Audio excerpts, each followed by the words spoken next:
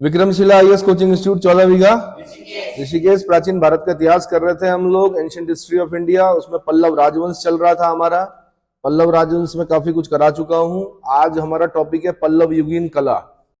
पल्लव काल उच्च कोटि की कला के लिए अत्यंत प्रसिद्ध है। पल्लव काल में स्थापत्य और शिल्प के क्षेत्र में महान उन्नति हुई। पर्सी ब्राउन और आनंद कुमार स्वामी ने वास्तुकला को विकास क्रम के दृष्टिकोण से 4 शैलियों में वर्गीकृत किया है। पर्सी ब्राउन बड़े विद्वान व्यक्ति हैं, वो काफी जितना भी आर्किटेक्चर आर्ट वगैरह इन सब पर क्या किया उन्होंने अध्ययन किया। तो पर्सी ब्राउन और आनंद कुमार स्वामी ने वास्तुकला को विकास क्रम के दृष्टिकोण से 4 शैलियों में वर्गीकृत किया। एक है महेंद्र शैली, दूसरी है मामल्ल शैली। महामल्ल, वैसे तो महामल्ल उपाधि है इसलिए महामल्ल बोलना चाहिए, लेकिन उसको फिर बाद में क्या करते हैं मामल्ल बोल देते हैं उसको, ठीक है। मामल्ल शैली, फिर उसके बाद राजसिंह शैली और फिर उसके बाद नंदीवर्मन शैली। अच्छा, महेंद्र शैली जो है, महेंद्र वर्मन की जो शैली है वो 610 से 640 ईस्वी के बीच में दिखाई देती है। महामल्ल शैली जो है वो 640 से 674 ईस्वी के बीच में दिखाई देती है। राजसिंह शैली जो 674 से 800 ईस्वी, इसी को राजसिंह नंदीवर्मन शैली भी बोलते हैं। फिर उसके बाद चौथे नंबर पे नंदीवर्मन शैली 800 से 900 ईस्वी के आसपास दिखाई देती है। इसको अपराजित शैली भी कहा जाता है। क्या कहा जाता है?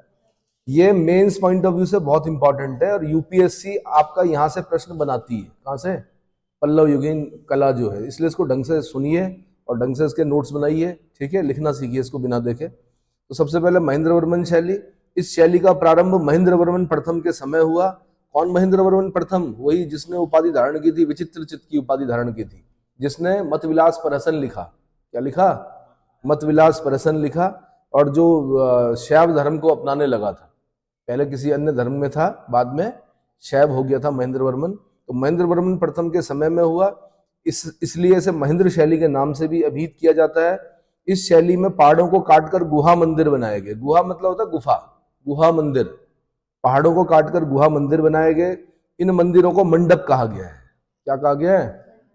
मंडप कहा गया है। ये मंडप स्तंभ युक्त बरामदे हैं, जिनकी पिछली दीवार में एक या अधिक कक्ष बनाए गए हैं। इनमें गर्भगृह बने हैं। गर्भगृह उसे बोलते हैं जहां पर ईश्वर की क्या होती है? प्रतिमा होती है। जहां पर मेन जो भगवान जी होते हैं उनकी मूर्ति होती है, जहां पर पूजा होता है, उसको क्या बोलते हैं? गर्भगृह। तो इसमें गर्भगृह बने हैं। शैव मंडप में गर्भगृह में लिंग तथा वैष्णव मंडप में गर्भगृह में विष्णु मूर्ति स्थापित की गई है। इस शैली के मंदिर दालवनूर, त्रिचिन्नापल्ली, पल्लवरम, महेंद्रवाड़ी, मोगल राजपुरम और भैरवकोंडा आदि स्थानों से मिले हैं। तो ये स्थान याद करने पड़ेंगे आपको। कौन कौन से? दालवनूर, त्रिचिन्नापल्ली, पल्लवरम, महेंद्रवाड़ी, मोगल राजपुरम और भैरवकोंडा, ठीक है। इस शैली में मंडप के बाहर मुख्य द्वार पर मानवाकार द्वारपालों की मूर्तियां बनी हैं, जिनके हाथ में डंडे और सिर पर सिंग बने हैं। स्तंभों के शीर्ष सिंहाकार बने हैं। इस शैली के मंडप अलंकरण रहित हैं। क्या है? अलंकरण रहित है। यह पल्लव वास्तुकला का आरंभिक चरण था। महेंद्रवर्मन शैली के अधिकांश मंडप तोंड मंडलम क्षेत्र में निर्मित हैं। इस शैली के प्रमुख मंडप जो हैं उनके नाम बता रहा हूं। एक है मंडगपट्टू का लक्षितायन मंडप। थोड़ा दक्षिण भारतीय जो शब्द हैं वो आपको थोड़ा कठिन लगेंगे, प्रोनाउंसिएशन थोड़ा टफ होता है, लेकिन बार बार आप अगर रिवाइज करेंगे तो याद हो जाएगा, ठीक है। तो मंडकपट्ट का लक्षितायन मंडप। दूसरा हो गया मामंडूर का विष्णु मंडप, पल्लवरम का पंच पांडव मंदिर, महेंद्रवाड़ी का महेंद्र विष्णु गृह मंडप और त्रिचिन्नापल्ली का ललितांकुर पल्लवेश्वर गृह मंडप। ललितांकुर पल्लवेश्वर गृह मंडप। इतना समझ में आ गया। अगली शैली जो है वो मामल्ल शैली है। मामल्ल शैली महामल्ल के नाम पर रखी गई है। महामल्ल जो उपाधि थी वो नरसिंह वर्मन प्रथम की थी, ठीक है। तो इस शैली के मंदिरों का निर्माण नरसिंह वर्मन प्रथम के समय में हुआ। अब जब आप महामल्ल शैली जैसे ही आप याद करते हो, साथ में रथ मंदिर याद कर लेना। क्या? रथ मंदिरों का जो निर्माण हुआ है वो किसमें हुआ? महामल्ल शैली में हुआ है। साथ में नरसिंह वर्मन फर्स्ट को याद करना है। नरसिंह वर्मन फर्स्ट की उपाधि महामल्ल थी, इसलिए इसे महामल्ल शैली के नाम से अभिहित किया जाता है। इस शैली के अंतर्गत मंडप और एकाश्म रथ मंदिरों का निर्माण हुआ। एकाश्म बोलते हैं, अश्म बोलते हैं चट्टान को। एक ही चट्टान को काटकर पूरा का पूरा मंदिर बना दिया, एक ही चट्टान को काटकर, ठीक है। तो एकाश्म रथ मंदिरों का निर्माण हुआ। इस शैली का प्रमुख केंद्र महामल्लपुरम या महाबलीपुरम बोलते हैं उसको, आज क्या बोलते हैं, पहले उसको महामल्लपुरम बोलते थे, फिर मामल्लपुरम बोलने लगे, अब उसको महाबलीपुरम कहा जाता है। उस जगह का स्थान का नाम क्या है? जहां महेंद्र शैली के मंडप सादे हैं, वहीं महामल्ल शैली के मंडप अलंकृत हैं, अपेक्षाकृत अधिक सुडौल हैं, परिष्कृत हैं। इस शैली के स्तंभ अधिक पतले और लंबे हैं। इस शैली के 10 मंडपों में आदि वाराह मंडप, महिष मर्दनी मंडप, पंच पांडव मंडप, रामानुज मंडप, धर्मराज मंडप, कोटिकल मंडप, कृष्ण मंडपम, पंचायत शिव मंडप, ये सब उल्लेखनीय है। कभी तमिलनाडु जाएंगे आप तो आपको महाबलीपुरम में ये सब रथ मंदिर वगैरह दिखाई देंगे। अब याद करना कि हमने पढ़ा था कुछ किसके बारे में, महामल्ल शैली के बारे में। तो किसी गाइड को लेने की आवश्यकता नहीं है, अपने आप ही अध्ययन करना उनको देखकर, ठीक है। कि महामल्ल शैली में बने हुए हैं, नरसिंह वर्मन प्रथम के समय इनका निर्माण हुआ, और उस शैली को ढंग से देखना।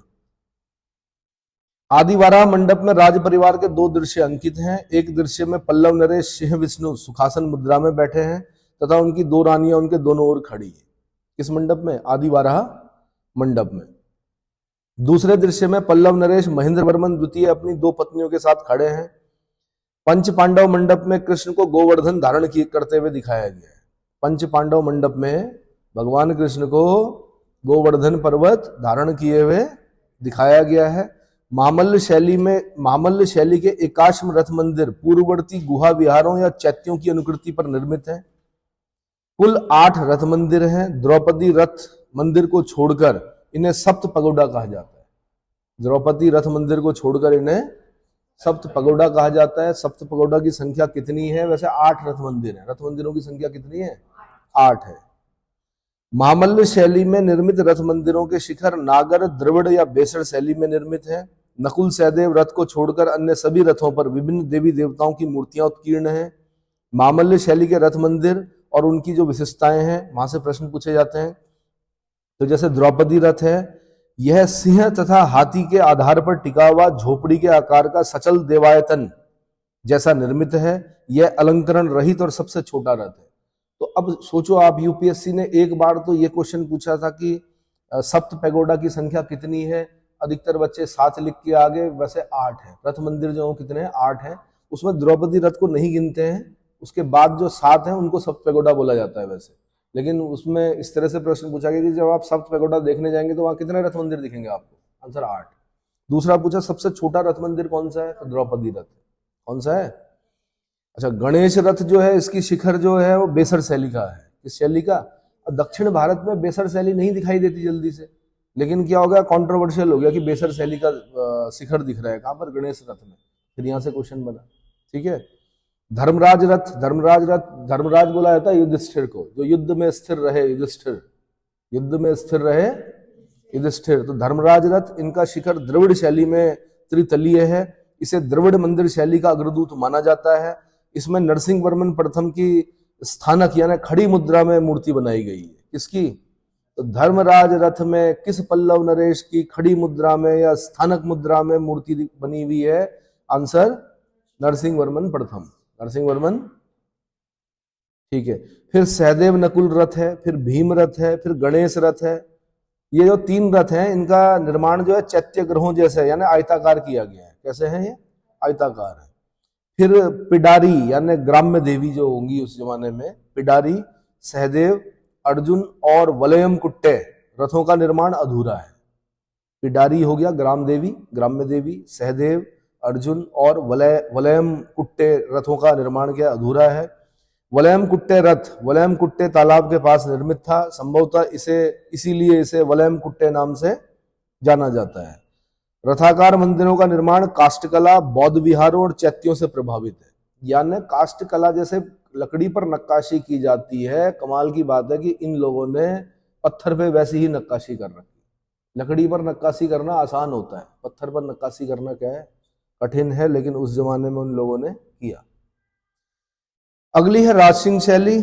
इस शैली का जन्मदाता पल्लव नरेश नरसिंह वर्मन सेकंड को जाता है। इसको अब नरसिंह वर्मन सेकंड की क्योंकि उपाधि राज सिंह थी, इसलिए राज सिंह शैली बोला जाता है नरसिंह वर्मन सेकंड की शैली को, ठीक है। तो नरसिंह वर्मन सेकंड की जो उपाधि थी वो राज सिंह थी, इसलिए इस शैली को राज सिंह शैली की संज्ञा प्रदान की गई है। इस शैली के अंतर्गत गुहा मंदिरों के स्थान पर ईंट पत्थर, अब यहाँ पर ध्यान देना आपने, क्या अभी तक एकाश्म पढ़ा हमने, अब हम क्या पढ़ रहे हैं, ईंट पत्थर आदि की सहायता से संरचनात्मक मंदिरों यानी स्ट्रक्चरल टेम्पल्स का निर्माण हुआ, अर्थात मंदिरों का निर्माण प्रस्तर खंडों को जोड़कर चार दीवारी के अंदर हुआ है। इस शैली के जो मंदिर हैं वो कौन कौन से हैं वो बता रहा हूं।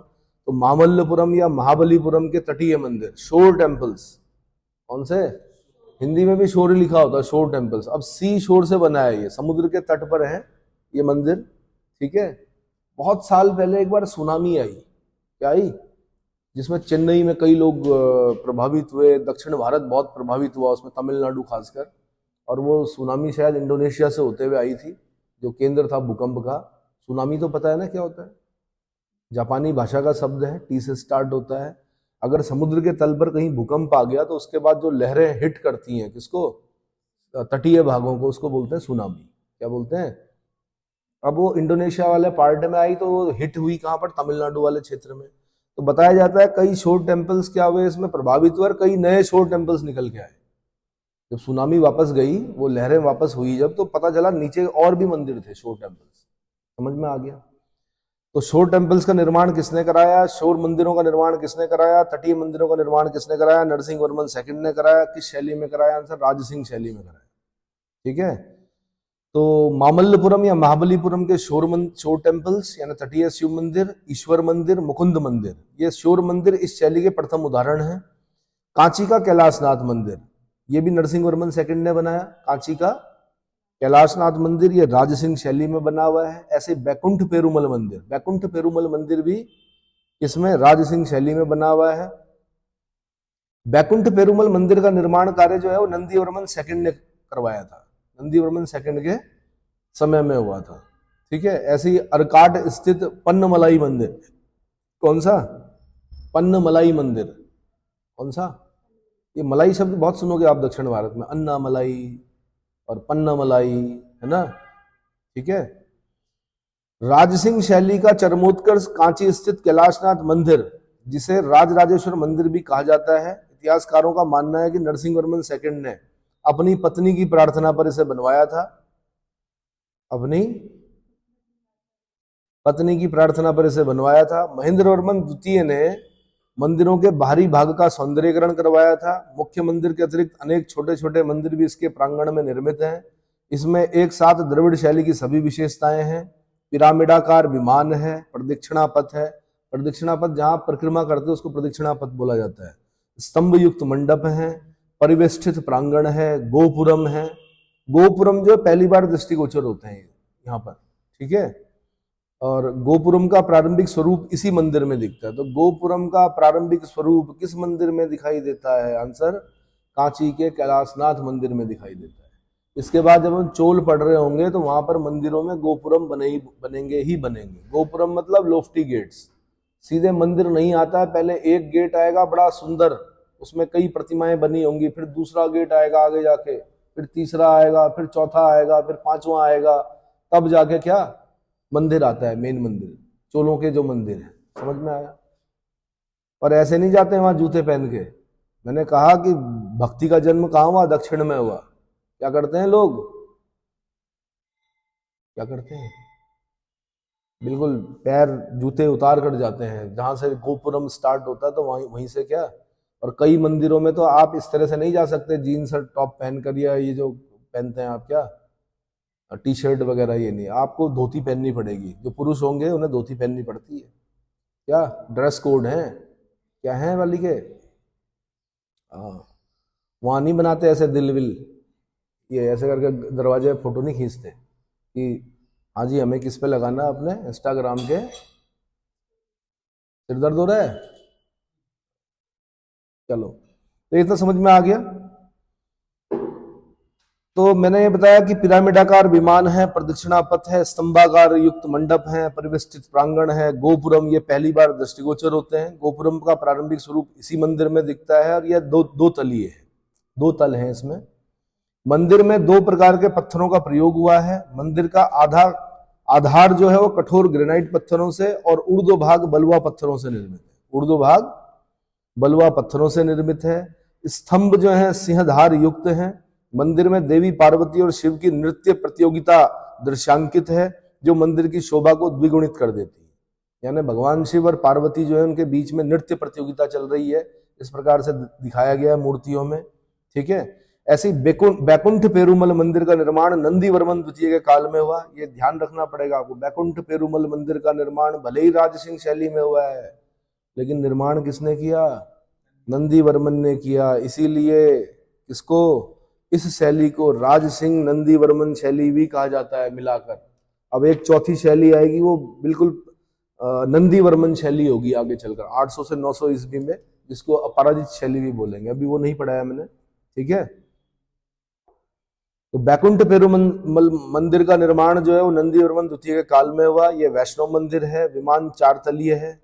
विमान बोलते हैं, मंदिर के ऊपर वाला जो भाग होता है, शिखर जो होता है, उसको विमान बोलते हैं। विमान 4 तलीय है। मंदिर के भीतर दीवार व पर पल्लव चालुक्य युद्ध के दृश्य के साथ साथ राज्याभिषेक, अश्वमेध, उत्तराधिकार चयन और नगरीय जीवन आदि के दृश्यों को सजीव चित्रण किया गया है। इस मंदिर के गर्भगृह के 3 तल हैं। भूतल पर बैठे हुए विष्णु की प्रतिमा है। प्रथम तल पर विष्णु की मूर्ति शयन मुद्रा में है। दूसरे तल पर विष्णु प्रतिमा खड़ी मुद्रा में है। इस मंदिर में 1000 स्तंभों युक्त एक हॉल भी है। 1000 स्तंभों का हॉल, समझ सकते हो कितनी भीड़ रहती होगी उस जमाने में जब 1000 खंबे बनाए, है ना, स्तंभ बनाए गए, उसका हॉल, इतना बड़ा हॉल, बैकुंठ पेरुमल मंदिर। ठीक है। जब दक्षिण भारतीय लोग यहाँ पर आते हैं उत्तर भारत में, खासकर उत्तराखंड में, तो वो उनका एक ही शिकायत होती है कि यहाँ के मंदिर बहुत छोटे हैं। तो उनको मैं बता देना चाहता हूँ कि भाई यहाँ पर ग्रेनाइट जैसे पत्थर नहीं है, सिस्मिक जोन पर है। बहुत बड़े मंदिरों का निर्माण संभव नहीं है यहाँ पर। अगर हम 13 मंजिला मंदिर बना देंगे पत्थरों का, तो सिस्मिक जोन पर है। जैसे अभी म्यांमार में आया 7.7 रेक्टर स्केल पर भूकंप, वैसे यहाँ पर भी कई पता नहीं कितनी बार आया है। रेक्टर स्केल पर 9 के भूकंप भी आए, है ना। 1803 में बद्रीनाथ केंद्र आया है। दूसरी चीज, यहाँ पर कठिन है भौगोलिक जो परिस्थिति है, तो बहुत ऊंचे मंदिर नहीं बनाए जाते। मैंने कहा यहाँ की आस्थाएं बड़ी हैं, यहाँ पर मंदिर छोटे हैं भले। ठीक है। अगला, नंदीवर्मन शैली और अपराजित शैली। किस मंदिर निर्माण शैली को अपराजित शैली के नाम से भी जाना जाता है? आंसर नंदीवर्मन शैली। ये प्योर नंदीवर्मन शैली है। इससे पहले जो हमने पढ़ा वो राजसिंह नंदीवर्मन शैली पढ़ा हमने। क्या पढ़ा? क्योंकि बैकुंठ पेरुमल मंदिर का निर्माण नंदीवर्मन द्वितीय ने कराया, तो इसलिए हम बोलेंगे राजसिंह नंदीवर्मन शैली। लेकिन अब जो मैं पढ़ा रहा हूं वो प्योर नंदीवर्मन शैली है। अपराजित शैली भी बोलते हैं इसको। यह पल्लव शैली का अंतिम रूप माना जाता है। फिर यहां से क्वेश्चन बनता है कि पल्लव शैली का अंतिम रूप कौन सी शैली है? आंसर नंदीवर्मन शैली या अपराजित शैली। ठीक है। और मैंने आपको यह भी बता दिया कि पल्लवों ने शुरू किया है मंदिर निर्माण, आगे चलकर चोल इसको अपनी पराकाष्ठा पर ले जाएंगे, द्रविड़ शैली को। इसको ये और बड़े मंदिरों का निर्माण कराएंगे, 13 मंजिलों का निर्माण कराएंगे। कौन? चोल, है ना। राजराजेश्वर टेम्पल यानी तंजौर का वृद्धेश्वर मंदिर है जो है, वो द्रविड़ शैली का उत्कृष्टतम नमूना है। वो चोलों के समय में पढ़ेंगे। अभी फिलहाल नंदीवर्मन शैली या अपराजित शैली या पल्लव शैली का अंतिम रूप माना जाता है। हालांकि आनंद कुमार स्वामी पल्लव शैली के अंतिम रूप को अपराजित शैली के नाम से ही अभिहित करते हैं। इस शैली का प्रमुख उदाहरण जो है वो बाहूर का मंदिर है। कौन सा मंदिर? इस शैली की अनेक विशेषताएं हैं, दक्षिण पूर्वी एशिया में भी पहुंची हैं। इस शैली में अपेक्षाकृत छोटे मंदिरों का निर्माण किया गया है। क्या किया गया है? शायद धनाभाव के कारण, क्योंकि धीरे धीरे जब राजा आगे बढ़े तो उनकी स्थिति क्या हुई? युद्धों में युद्ध हुए होंगे, खर्चा हुआ होगा, तो अब मंदिरों पर क्या है? खर्चा कम किया गया। ठीक है। तो अपेक्षाकृत छोटे मंदिरों का निर्माण हुआ। इस शैली के अन्य मंदिर जो हैं वो कौन कौन से हैं? कांची स्थित मुक्तेश्वर या मातंगेश्वर मंदिर। कौन सा? मातंगेश्वर मंदिर। कहाँ का? कांची का मुक्तेश्वर या मातंगेश्वर मंदिर। दूसरा गुड्डी मल्लम का परशुरामेश्वर मंदिर। गुड्डी मल्लम का परशुरामेश्वर मंदिर। अगला है ओरगडम का वडमल्लेश्वर मंदिर। ओरगडम का वडमल्लेश्वर मंदिर। और फिर तिरुतैन का विरट्टानेश्वर मंदिर। विरट्टानेश्वर मंदिर। इतना समझ में आ गया। इस शैली में स्तंभों को और सुंदर बनाया गया, कीर्ति मुखों में और उभार दिखता है, शिवलिंग अपेक्षाकृत अधिक वर्तुलाकार बनाए गए। गुड्डीमल्लम मंदिर में एक मूर्ति में द्विभुजी शिव को वामन पुरुष और आरूढ़ दर्शाया गया है। वामन पुरुष और गुड्डीमल्लम ये शिव मंदिर है। तो गुड्डीमल्लम मंदिर में एक मूर्ति में द्विभुजी शिव को वामन पुरुष और आरूढ़ दर्शाया गया है। इस शैली के मंदिरों को देखकर पल्लवों के पतन का आभास स्पष्ट हो जाता है। इस समय चोल सत्ता का अभ्युदय होने लगा। कालांतर में इस शैली का कुछ प्रभाव प्रारंभिक चोल और पांड्य कला में भी दिखता है। इतना समझ में आ गया। उसके बाद है पल्लव मूर्ति कला। कला समीक्षक हैं एक, उनका नाम है बेंजामिन रोला। बेंजामिन रोला, उनके अनुसार पल्लव मूर्ति कला पर सातवाहन कला के अंतिम चरण का प्रभाव दिखता है। सातवाहन कला के अंतिम चरण का प्रभाव मूर्ति कला पर पल्लव काल में दिखाई देता है। पल्लवकालीन मूर्तिकारों ने पत्थरों पर देवी देवताओं के साथ साथ सामान्य मानव मूर्तियों और पशुओं को भी उत्कीर्ण किया। ये सब मूर्तियां पल्लव वास्तुकला की अंग हैं। सप्त पगोडा मंदिरों में बनी मूर्तियों में अर्जुन के तप का दृश्य, अर्जुन के तप का दृश्य, विभिन्न देवी देवताओं की मूर्तियां, धर्मराज रथ पर उत्कीर्ण नरसिंह वर्मन प्रथम की मूर्ति, ये सब उल्लेखनीय है। तो ये बार बार क्वेश्चन बनता है कि नरसिंह वर्मन प्रथम की मूर्ति किस रथ पर है? आंसर युधिष्ठिर रथ या धर्मराज रथ? धर्मराज रथ पर। ठीक है। महाबलीपुरम के शोर मंदिर में बनी सिंह की मूर्तियां, शोर टेम्पल जो तटीय मंदिर है वहां पर सिंह की मूर्तियां, पैर मोड़कर बैठे बैलों की मूर्तियां बड़ी सजीव हैं। शिव और पार्वती के मध्य शिशु स्कंद का बैठा हुआ मूर्ति चित्रण पल्लवकालीन मूर्तिकला की विशेषता है। इसे सोम स्कंद मूर्ति की संज्ञा भी दी गई है। यानी भगवान शिव हैं, पार्वती माता हैं, उनका एक बड़ा शिशु जो है स्कंद कार्तिकेय, उसको दिखाया गया है स्कंद कार्तिकेय को। तो इस मूर्ति को बोलते हैं सोम स्कंद मूर्ति। क्या बोलते हैं?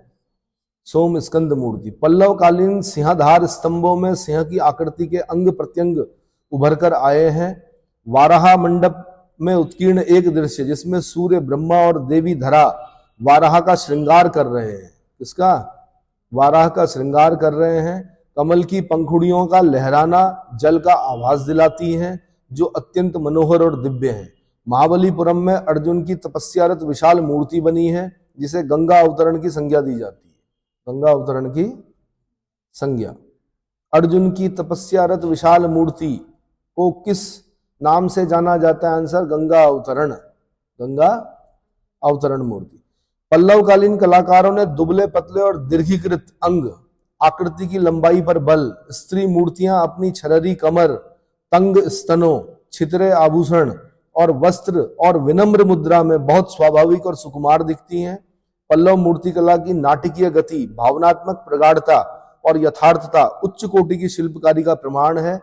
विष्णु मूर्ति में उनका ऊंचा बेलनाकार मुकुट, भारी वस्त्र, अंदर पहनने वाले वस्त्रों को पहनने की रीति आदि पल्लवकालीन मूर्ति कला की विशेषताएं दर्शाती हैं। क्या करती हैं? पल्लवकालीन मूर्ति कला की विशेषताएं दर्शाती हैं। अब इसके बाद पल्लवकालीन चित्रकला। तो पल्लव काल में विभिन्न मंदिरों जैसे कांची स्थित कैलाशनाथ मंदिर, तिरुमल्लपुरम के शिव मंदिरों, सित्तणवासल के जैन दरी मंदिरों की दीवारों, छतों, ब्रैकेटों पर अत्युत्कृष्ट चित्रकारी देखने को मिलती है। बीएस उपाध्याय का मानना है कि पल्लव चित्रकला पर अजंता चित्र शैली का प्रभाव देखा जा सकता है। पल्लवकालीन चित्रकारों ने नृत्यरत गणों, मानवों, हंसों आदि का बड़ा सजीव चित्रण किया है। नृत्यरत गणों, मानवों, हंसों आदि का बड़ा सजीव चित्रण किया है। इतना समझ में आ गया। अगला है पल्लवकालीन साहित्य। तो पल्लव काल में संस्कृत और तमिल साहित्य का विकास हुआ। पल्लव शासकों ने स्वयं इसमें रुचि ली। महेंद्र वर्मन प्रथम ने संस्कृत भाषा में मतविलास परसन और भगवज्जुकीयम, मतविलास परसन के साथ साथ आपने भगवज्जुकीयम भी याद रखना है, इसकी रचना की। मतविलास परसन में बौद्ध भिक्षुओं और कापालिकों पर व्यंग किया गया है और प्रशासनिक भ्रष्टाचार का भी उल्लेख किया गया है। ये आज से 25 साल पहले यूपीएससी ने क्वेश्चन पूछ लिया कि पल्लवकालीन किस पुस्तक में बौद्ध भिक्षुओं और कापालिकों का मजाक उड़ाया गया है या उन पर व्यंग कसा गया है? आंसर मतविलास प्रहसन। किस भाषा में? संस्कृत भाषा में। किसने लिखी? महेंद्र वर्मन प्रथम। और महेंद्र वर्मन प्रथम की उपाधि है विचित्र चित्त। उसका चित्त कैसा है? विचित्र है, विचित्र चित्त। ठीक है।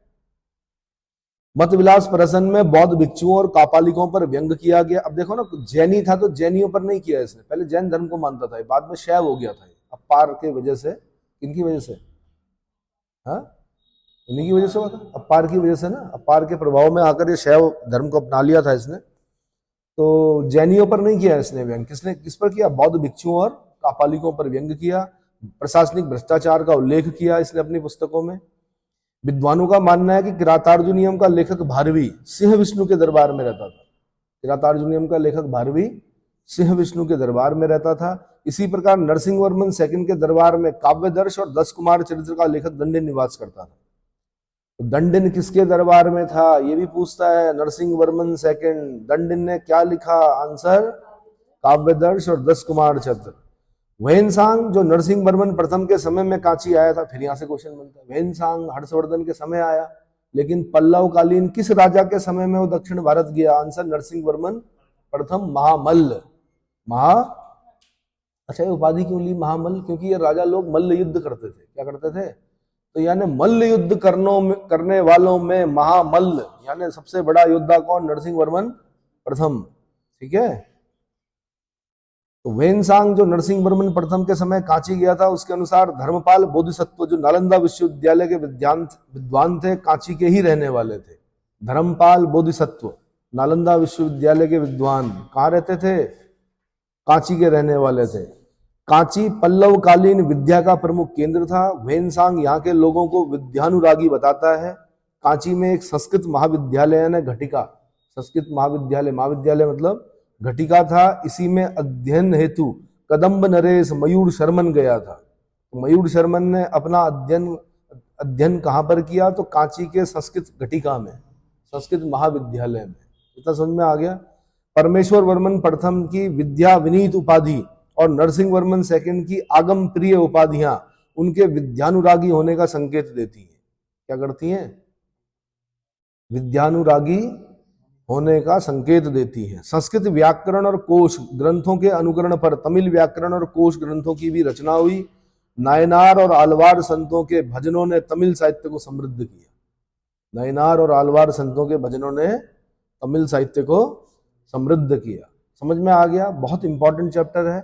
इसके बाद इससे भी इंपॉर्टेंट चैप्टर शुरू होने वाला है जो मैं अगले लेक्चर में कराऊंगा, चोल साम्राज्य।